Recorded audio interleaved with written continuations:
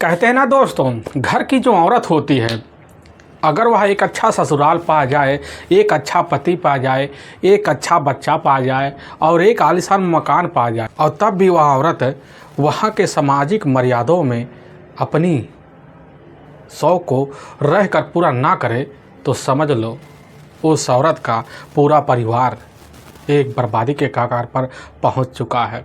आज की घटना में सेम कुछ ऐसे होता है। एक औरत ठीक ऐसी सामाजिक मर्यादाओं को अपने ताक पर रख देती है और अपने शौक़ को पूरा करना शुरू कर देती है, जिसकी वजह से उसका पति हमेशा के लिए इस दुनिया को छोड़ के चला जाता है। लेकिन जब लोगों के सामने सच्चाई निकल के आती है तो इससे सुनने के बाद लोगों के रूह तक खड़े हो जाते हैं। आखिर क्या था आज की घटना में, आज की घटना में क्या हुआ, आज की घटना की आप पूरी तह तक सच्चाई जानने के लिए इस वीडियो को आप लास्ट तक ज़रूर देखिएगा। नमस्कार दोस्तों, मैं प्रदीप कुमार आपको इस टेढ़ीबाज चैनल पे मैं स्वागत करता हूं। दोस्तों आज की यह जो सच्ची घटना है, यह घटना सुनाने से पहले मैं आपसे एक छोटा सा रिक्वेस्ट करना चाहता हूं, क्योंकि आप अगर इस चैनल पर नए आए हुए हैं और पहली बार आए हुए हैं तो एक बार जाकर आप अपने इन्हीं प्यारे हाथों से आप इस चैनल को सब्सक्राइब ज़रूर कर लीजिएगा, ताकि आपकी वजह से आज जो वीडियो है इम्पोर्टेंट होने के नाते काफ़ी लोगों तक पहुंचाया जा सके। अब इसके लिए हम आपके तहे दिल से शुक्रगुजार रहेंगे। दोस्तों आज की यह जो सच्ची घटना है, यह घटना है ठीक उत्तर प्रदेश, ठीक उसी में ही एक फतेहपुर ज़िला पड़ता है और ठीक उसी का ही हुसैनगंज थाना लगता है और ठीक उसी में चाँदपुर गांव पड़ता है। उसी गांव के ही रहने वाले होते हैं अब भवानी शंकर सिंह, जिनके टोटल इधर 3 बच्चे होते हैं। उनकी अपनी पत्नी भी होती है इधर शिवानी देवी। जो सबसे बड़ा उनका बेटा होता है इधर होता है कालिका, और दूसरे नंबर का बेटा रविंदर, और तीसरे नंबर का सबसे छोटा बेटा यशवंत होता है। लेकिन भवानी शंकर सिंह जो होते हैं वह इस दुनिया में नहीं होते हैं, लेकिन उनका जो मझला बेटा होता है इधर रविंदर अपने परिवार, अपने पत्नी को लेकर एक मौके पर अपने गांव के बाहर एक आलीशान मकान बनाकर वहीं पर निवास करता है। लेकिन उनका जो अपना सबसे छोटा बेटा होता है इधर यशवंत की शादी एक खूबसूरत युवती से होती है, जिसका नाम होता है प्रतीक्षा, जिसकी उम्र लगभग वही 42 साल के आसपास होता है और यशवंत की उम्र लगभग 49 साल के आसपास होता है। यशवंत की दूसरी पत्नी होती है प्रतीक्षा, जिसके टोटल एक ही बेटी होती है, जिसकी उम्र लगभग इधर 5 साल के आसपास होता है। लेकिन यशवंत के पास थोड़ी बहुत खेती होती है और उसी खेती के बदौलत उसके पास ठीक ठाक पैसे आ जाते हैं, जिसकी वजह से प्रतीक्षा और उसकी अपनी जो बेटी होती है 5 साल का, उसका खर्चा बर्चा बड़े आराम से चल जाया करता था। और तभी मैं बात कर रहा हूँ ठीक है इधर 29 जनवरी अब साल 2020 का ही, तो सुबह का जैसे 9 बजे के आसपास टाइम होता है, इधर प्रतीक्षा जो होती है अपने घर से बाहर बड़ी तेज़ से चीखती हुई निकलती है और वहीं पर ज़ोर ज़ोर से शोर मचाना शुरू कर देती, कहने लग जाती है हमारे घर में कई सारे बदमाश घुसे थे और हमारे पति को मार कर बेरहम तरीके से कुछ सामान लेकर वह पीछे वाले दरवाजे से फरार हो गए। अब जैसे इस तरीके की बात जो होता है, अब चाँदपुर गांव के लोग सुनते हैं, तो लोग ने सुनने के बाद लोग वहां इधर प्रतीक्षा के पास इकट्ठा होना शुरू हो जाते हैं और प्रतीक्षा जो होती है उनको आंखों से इशारा देती है। इशारा देने के बाद जो गांव के सदस्य के जो लोग होते हैं प्रतीक्षा के घर के अंदर जाते हैं, देखते हैं कि सही में एक चारपाई है, उसी चारपाई पर यशवंत जो होता है पूरी तरह से खून से लथपथ अवस्था और मृत अवस्था में पड़ा होता है। यह सब नज़ारा देखकर सब वहाँ दंग सा रह जाते हैं। और जैसे ही कुछ मिनट बीतता है तो इधर जो होती खुद प्रतीक्षा अपने नज़दीकी पुलिस थाने में फ़ोन कर देती है। हुसैनगंज के ही थाना प्रभारी अब निष्कांत राय जैसी खबर पाए अपने दल बल टीम को इकट्ठा कर लेते हैं और साथ में बड़े अधिकारी को सूचना देते हैं, यहाँ तक कि फोरेंसिक टीम को भी सूचना भिजवा देते हैं। लेकिन जैसे कुछ मिनट बीतता है, बीतने के बाद थाना प्रभारी ज्योति इधर चाँदपुर गांव पहुंच जाते हैं और देखते हैं कि एक घर, उसी घर के सामने गाँव को लोगों का जमावड़ा लगा हुआ है। लेकिन जमावड़े में जो लोग होते हैं, अब जैसे थाना प्रभारी को जिप्सी को देखते हैं, पुलिस को जिप्सी को देखते हैं, तुरंत ही वहाँ से छट जाते हैं। एक जिप्सी में थाना प्रभारी अब निशिकांत राय भी निकलते हैं और जैसे इधर प्रतीक्षा के कमरे में दाखिल होते हैं तो अंदर एक चारपाई रखा होता है। उसी चारपाई पर अब इधर यशवंत काफ़ी बुरी तरह से खून से लथपथ अवस्था में पड़ा होता है। थाना प्रभारी करीब जब जाते हैं, यशवंत के बॉडी को तौर तरीके से निरीक्षण करते हैं तो पता चलता है उसके शरीर पर काफ़ी किसी तेज धार हथियार के गहरे घाव है, जिसकी वजह से शरीर के सारे ब्लड वही जो ज़मीन होता है जाकर अब जम गए होते। पुलिस की टीम समझ जाते कि बस करो, इसकी जो हत्या है बड़ी बेरहमी तरीके से की गई है। पुलिस की टीम अब घटनास्थल का जब निरीक्षण करती है तो पता चलता है घर के जो सारे सामान होते हैं वह जहाँ के तहाँ पड़े होते हैं। पुलिस की टीम वहीं खड़ी इधर प्रतीक्षा से जब पूछताछ करती है तो प्रतीक्षा बड़ी तेज़ से वहीं चीख चिल्लाने लग जाती है। अब थाना प्रभारी अब इधर निशिकांत राय जो होते हैं, उसी समय प्रतीक्षा का जो चेहरा होता है बड़े ध्यान से लगते हैं। उनके मन में प्रतीक्षा के लिए कुछ आशंकाएं तो बन जाती है कि बस करो तो प्रतीक्षा का जो चेहरा है देखने में लग रहा है बस इसके चेहरे में घड़ियाड़ी आंसू निकल रहे हैं। थाना प्रभारी उसी समय 2 सिपाहियों को इशारा कर देते हैं और दोनों सिपाही जाते हैं। जाने के बाद पूरे कमरे की तलाशी लेते हैं। वहीं प्रतीक्षा से जब पूछा जाता है कि आखिर यह सब कैसे, वो प्रतीक्षा करने लग जाती है कि साहब अपने घर में बैठकर हम खाना बना रहे होते हैं, तभी काफ़ी सारे बदमाश एक घुसते हैं और हमारे पति के ऊपर टूट पड़ते हैं। उसी वक्त जैसे ही करीब जाते हैं साहब हमें धक्का देते हैं, हम गिर जाते हैं, हमारे पति के ऊपर एक टूट पड़ते हैं। टूटने के बाद घर के काफ़ी सारे सामान पैक करते हैं, वहाँ से लेकर निकल जाते हैं। अब थाना प्रभारी यह बात जब प्रतीक्षा के सुनते हैं, उनकी जो शंकाएँ होती है और बढ़ जाती है कि आखिर एक महिला इस तरह की जवाब पुलिस के सामने अब कैसे दे सकती है, क्योंकि जिस महिला का पति इस दुनिया में अचानक ना रहे, उस महिला के ऊपर क्या बीतेगी वह वही महिला जान पाएगी जो पूरी तरह से एकदम स्वभाव की सच्ची होगी। थाना प्रभारी अब इधर निशिकांत राय जो होते हैं, यही सब शंकाएं लेकर मौके पर वहीं पर यशवंत के बॉडी का पंचनामा भरते हैं और उठाकर अपने नज़दीकी सरकारी अस्पताल में अब भेज देते हैं। पुलिस की टीम थाने लौट आती है। इधर अब आकर यशवंत के पोस्टमार्टम का रिपोर्ट का इंतजार भी करना शुरू कर देती है। लगभग 8 घंटे बीतता होगा, तभी वहाँ के इंस्पेक्टर के सामने यशवंत के अब पोस्टमार्टम का रिपोर्ट भी आ जाता है। आने के बाद पुलिस की टीम जब रिपोर्ट को पढ़ती है तो चौंक से जाती है। तो पता चलता है यशवंत की जो मौत हुई है एक साधारण मौत नहीं हुई है। पहले तो उसकी सांस बोली है, बाद में बेरहम तरीके से किसी तेजधार हथियार से उसकी हत्या की गई। पुलिस की जो शंकाएं होती हैं इधर आकर अब सीधा का सीधा प्रतीक्षा को पट्टी की जाती है। इसलिए पुलिस की जो टीम होती है जाती है, प्रतीक्षा के काफ़ी अपने हितकारियों से पूछताछ करती है। उन्हीं हितकारियों के द्वारा काफ़ी चौंकाने वाले खुलासे हो जाते। पता चलता है प्रतीक्षा और साथ में यशवंत के बीच अभी कुछ महीने से काफ़ी ज़्यादा अब झगड़े तकरार हो रहे थे। पुलिस की टीम इस झगड़े तकरार का कारण जानने के लिए भी अब लग जाती है। तभी मुखबिर जो होते हैं झगड़े तकरार का कारण भी जान लेते हैं। पता चलता है कि ठीक यहाँ से लगभग 8 किलोमीटर दूर एक गाँव पड़ता है।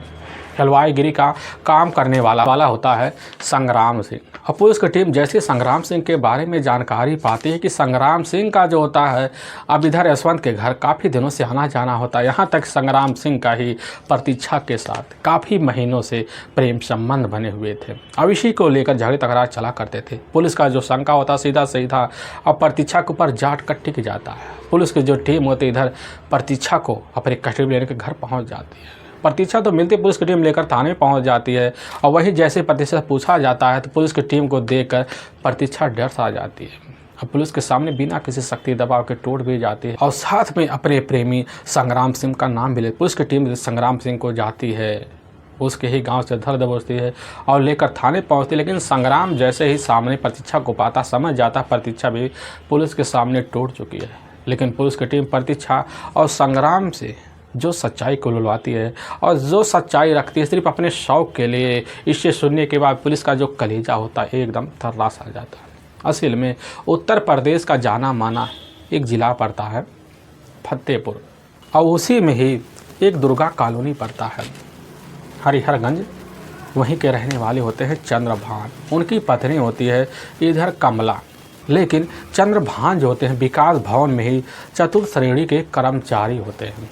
उनकी सिर्फ एक ही वही इकलौती बच्ची होती है प्रतीक्षा, जिसका बचपना अकेले रहकर बड़ी खूबसूरत तरीके से बीतने की वजह से उसकी खूबसूरत जो ज़िंदगी होती है आगे चलकर और स्वाभाविक सी बन जाती है। इधर प्रतीक्षा के जो शौक़ होते हैं जैसे ही बचपना खत्म होते हैं तो उसी वक्त दर पर दर बढ़ना शुरू हो जाते हैं। उसके एक ही सपने होते हैं कि पढ़ लिख कर एक हम तौर तरीके से अपनी ज़िंदगी को संवारें। लेकिन उसके जो पिता होते चंद्रभान, इकलौती बेटी होने के नाते इधर प्रतीक्षा को हद से ज़्यादा छोड़ दे रखते हैं, जिसकी वजह से प्रतीक्षा हर वक्त अपने शौक़ पूरा करने के लिए अपने पिता से मन मुताबिक पैसे लेते और उसी पैसे से इधर उधर जाकर ऐश करते करते प्रतीक्षा की जो ज़िंदगी होता है खूब सारे तरीके से चलने लग जाता है। उसके भी एक अपने सपने होते हैं कि हमारी शादी वहाँ हो जहाँ हमें एक खुला माहौल मिले और अपनी ज़िंदगी ऐसे बिताएं जहाँ हमें कोई रोकने वाला ना हो। यही सब सोच साच कर प्रतीक्षा जो होती है इधर अपने शादी की तैयारी में भी लग जाती है। सपने सजोना शुरू कर देती है कि बस करो, सपने की शुरुआत हम तो सिर्फ सुहाग रात के दिन से करेंगे।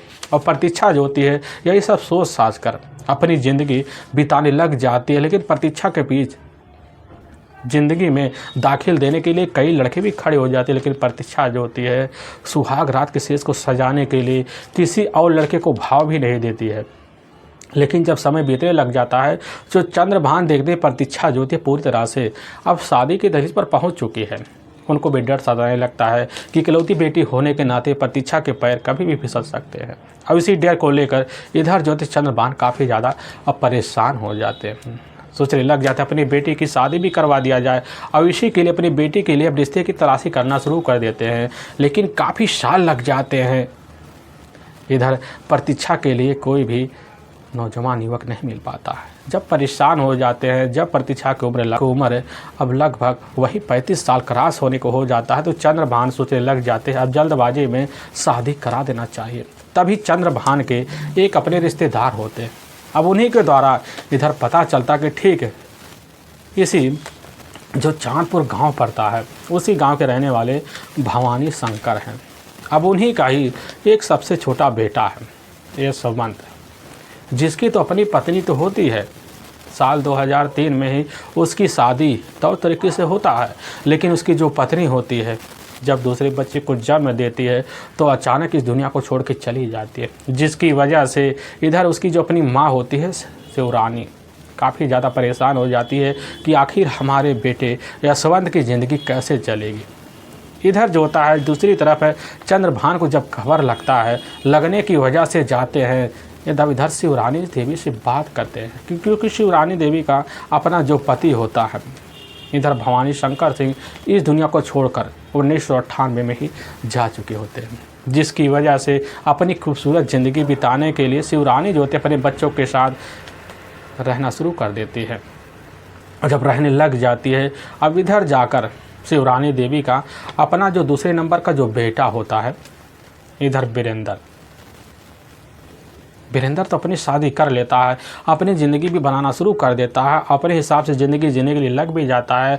तभी जाकर अपनी मेहनत पे ही एक दिन टीचर बन जाता है एक सरकारी, जिसकी वजह से अपनी पत्नी को लेकर ठीक फतेहपुर शहर चला जाता है और वहीं रहना शुरू कर देता है। शिवरानी अपने छोटे बेटे को लेकर अपने ही घर में रहने लग जाती है क्योंकि उसका अपना जो बेटा होता है अब इधर यशवंत का और जो बेटी होती हैं दोनों अपने नहनियाल में अपने ही नाना नानी के साथ अब रह रही होती हैं। इधर जो होता है यशवंत अपने ही माँ की सेवा में दिन रात लगा रहता है। लेकिन जब अब साल 2013 में इसकी जो खबर होता है चंद्रभान को लगता है तो अपनी बेटी का रिश्ता लेकर शिवरानी देवी के पास पहुँचते हैं।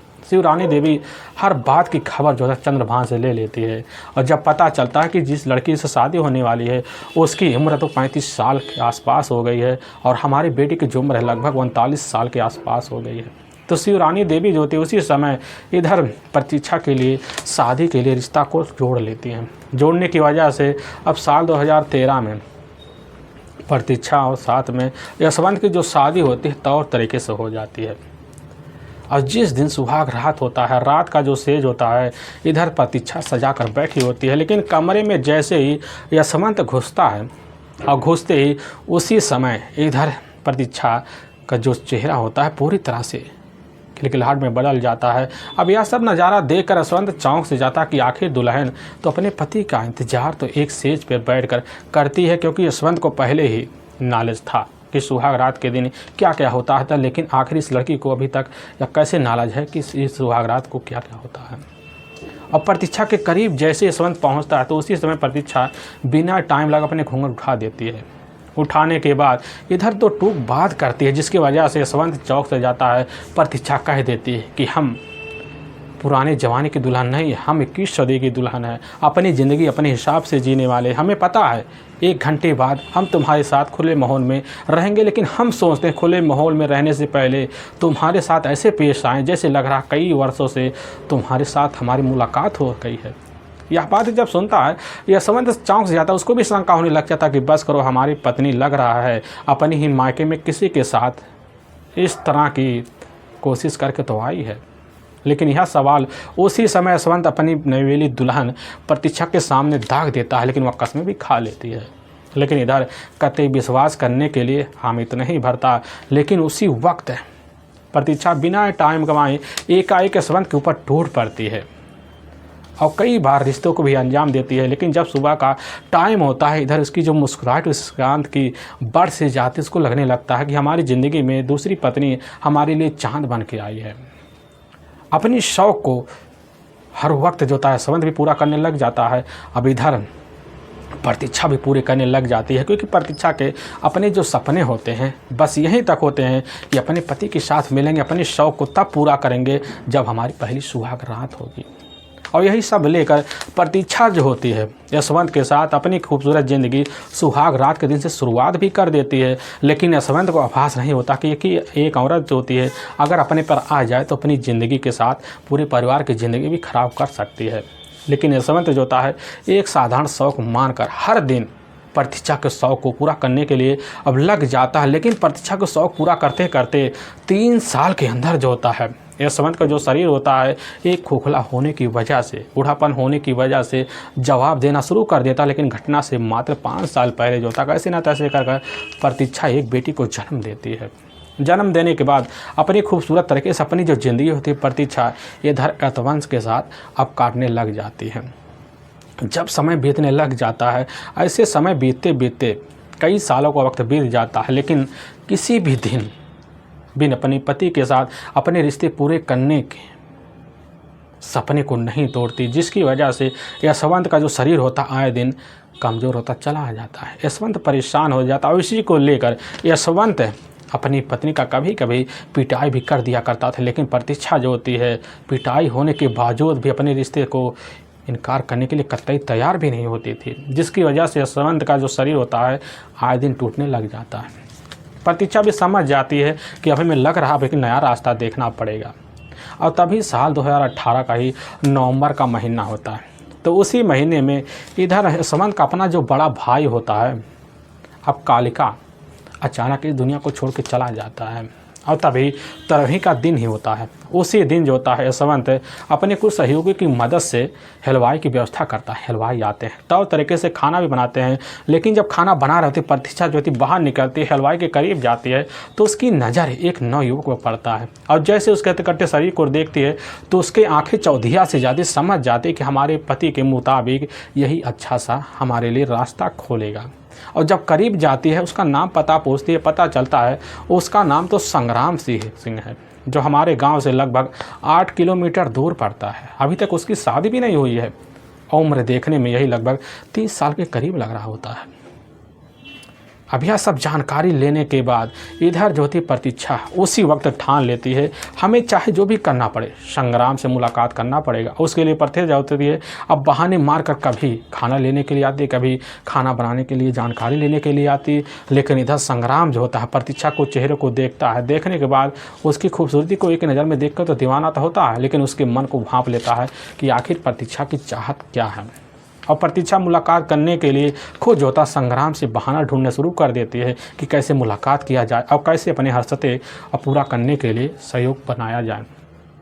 तो प्रतीक्षा जब देखती रात का वक्त है तो उसी वक्त मौका निकालती खुद संग्राम जहाँ पर बैठा होता है उसी चारपाई पर जाकर बैठ जाती है और उसी समय उसके हाथ पकड़ लेती है। संग्राम नहीं समझ पाता आखिर प्रतीक्षा करने वाली क्या है। प्रतीक्षा उसी समय कह देती, संग्राम हमारी ज़रूरत को तुम ही पूरा कर सकते हो क्योंकि हमारे अपनी ख्वाहिशें अलग हैं। अब इस तरह का जब इशारा पाता संग्राम उसी समय वहाँ का माहौल को देखकर ये अपने इरादे जो होते बदल देता, कहने लग जाता है कि दोबारा मुलाकात हमारी हर वक्त होते रहेगा क्योंकि हमारा हर गांव में आना जाना होता है।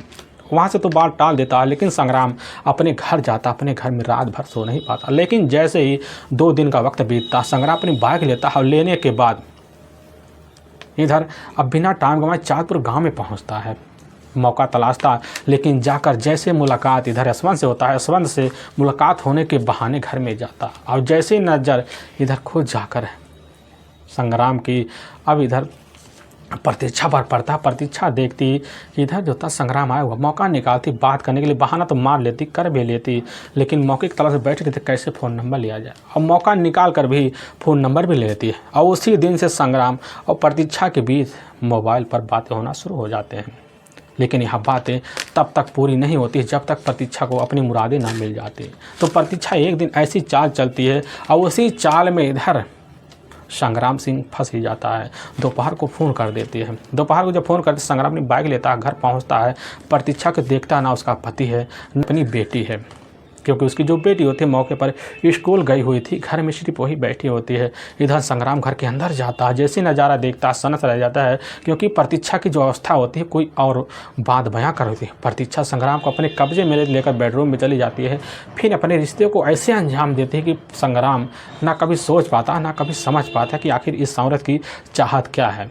अब उसी दिन से प्रतीक्षा का जब भी मन होता है तो फ़ोन कर कर इधर संग्राम को अपनी पति की गैर मौजूदगी में अपने बेडरूम में बुला लिया करती थी, अपने रिश्ते को भरपूर तरीके से अंजाम देते थे। उसको भी लगने लग जाता है कि अब हमारी जो शौक़ है वह खुद संग्राम ही पूरा कर सकता है और संग्राम को उसी दिन से अपना मोहरा बना लेती है। जैसे ही मौका मिलता संग्राम के पास फ़ोन करती, संग्राम बाइक लेकर पहुंच जाता, फिर रिश्ते को अंजाम देकर अपने घर पर निकल जाता। यह सिलसिला चलते चलते लगभग 1.5 साल का वक्त बीत जाता है। और जब बीत जाता है तो इसकी जो खबर होती है धीरे धीरे वहाँ के इलाकों के लोगों के कान में पहुँचने लग जाती। पहुँचने की वजह से काफ़ी लोग इस बात का जिक्र भी करते हैं और कैसे तैसे खबर जाकर इधर यशवंत को लग जाती। जब लगता है यशवंत जो होता है इस चीज़ की जानकारी लेने के लिए अपनी पत्नी से पूछताछ शुरू कर देता। जब करने लग जाता पहले तो 2-3 बार इधर खुद प्रतीक्षा नानुकुर करती है, फिर तड़ातड़ जवाब देना शुरू कर देती, कहने लग जाती है जब तुम्हारे हिसाब से अब ज़िंदगी हमारे लिए नरक है तो हमारी ज़िंदगी में दखल क्यों दे रहे हो। तुम्हें पता है हमारी ज़िंदगी बनाने के लिए तुम्हारे पास अब टाइम नहीं बचा है, तुम्हारा भी शरीर पूरी तरह से ढल चुका है, तो आखिर हमारी चाहतों को पूरा करने के लिए तुम अड़ंगा क्यों बन रहे हो। इस तरह की जब सवाल इधर जाकर खुद यशवंत सुनता सनस रह जाता और उसी दिन से प्रतीक्षा पूरी तरह से खुल जाती है, खुले माहौल में अपनी ज़िंदगी जीने के लिए लग भी जाती है। घर में चाहे पति हो चाहे और कोई हो, मौका मिलता तुरंत ही संग्राम को फ़ोन करके अपने घर में बुलाती और पति दरवाजे पर होता है एक पहरेदार की तरह। संग्राम अंदर जाता, रिश्ते को अंजाम देकर बाहर चला जाता और खिलखिला कर जाता। यही सब नज़ारा देखकर यशवंत पूरी तरह से नजर और इसी चीज़ को लेकर इधर प्रतीक्षा और साथ में यशवंत के बीच आए दिन अब झगड़े तकरार चलते हैं। झगड़े तकरार का जो सिलसिला होता है बेधड़क चुपने लग जाता है तो इधर प्रतीक्षा भी परेशान हो जाती है अपने पति से। इस झगड़े से सोचने लग जाती है आखिर अपने पति से छुटकारा कैसे पाया जाए। और उसी दिन से इधर प्रतीक्षा होती है संग्राम से एक ऐसी बात करती है जिसके बाद संग्राम उसके बातों में खुद आ जाता है, क्योंकि वह तो प्रतीक्षा का पूरी तरह से उसके शौक़ का दीवाना हो चुका होता है। इसीलिए प्रतीक्षा का साथ देने के लिए संग्राम सिंह जो होता है पूरी तरह से और तैयार हो जाता है और तौर तरीके से एक खतरनाक प्लान बनाते हैं। उसी प्लान के तहत ठीक जो होता है इधर 28 जनवरी अब साल 2020 का ही जैसे ही रात का 12 बजे के आसपास का टाइम होता है तो उसी वक्त एक ही कमरे में संग्राम सिंह और साथ में प्रतीक्षा मौके और अपने जीवन में मगन होते हैं। तो प्रतीक्षा कह देती है कि समय अच्छा है और इसी समय का फ़ायदा देकर प्रतीक्षा अपने साथ अपने आशिक को लेने के बाद उसके हाथ में एक कुल्हाड़ी पकड़ा देती है, कहने लग जाती है चलो पति के कमरे में। दोनों चले जाते वहीं पर काफ़ी गहरी निद्रा में देखता है जब खुद इधर संग्राम यशवंत को, तो उसके ऊपर वही कुल्हाड़ी लेकर टूट पड़ता है, जिसकी वजह से हमेशा हमेशा के लिए यशवंत इस दुनिया को छोड़ के चला जाता है। और जैसे भोर का 4 बजता तो उसी वक्त संग्राम सिंह जो होता है अपने घर के लिए निकल जाता है। और सुबह 9 बजे प्रतीक्षा एक नाटक रचने के लिए बाहर निकल पड़ती, लेकिन जो नाटक होता है खुद उसके लिए भारी पड़ जाता है। लेकिन वाकई में दोस्तों पुलिस के सामने जब यह सच्चाई खुद जाकर प्रतीक्षा के तहरीर पर आता है, पुलिस की जो टीम होती है एकदम सा सनस रह जाती है। पुलिस भी नहीं समझ पाती कि आखिर प्रतीक्षा की एक बीमारी थी कि उसके अपने शौक होते हैं, लेकिन पुलिस की टीम जो होती है प्रतीक्षा को अपने कब्जे में लेती है और ले जाकर वहाँ के न्यायालय में पेश कर देते हैं। और न्यायालय में प्रतीक्षा के ऊपर और साथ में इधर संग्राम सिंह के ऊपर काफ़ी गंभीर धर्म मुकदमा दर्ज कर दिया जाता है। करने के बाद ले जाकर दोनों को वहाँ के जेल में डाल दिया जाता है।